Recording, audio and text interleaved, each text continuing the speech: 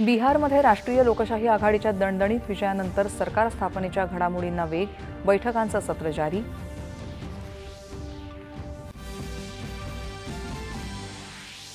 विकसित देशांनी हवामानविषयक जबाबदाऱ्या पूर्ण न केल्याचा COP30 हवामान परिषदेत भारताचा आरोप.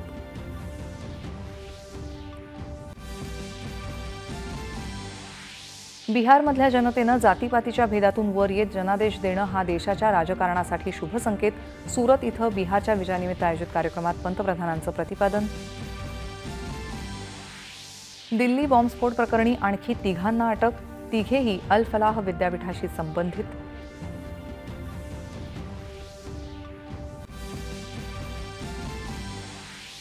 स्थानिक स्वराज्य संस्थांच्या निवडणुकांसाठी महायुतीच्या जागा वाटपाचं चित्र 2 दिवसात स्पष्ट होईल, मुख्यमंत्री देवेंद्र फडणवीस.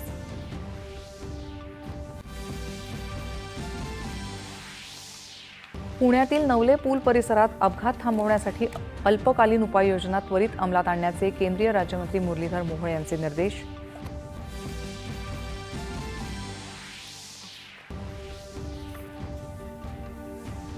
छत्तीसगडच्या सुकमा जिल्ह्यात झालेल्या चकमकीत 3 नक्षलवादी ठार, यामध्ये 2 महिलांचा समावेश.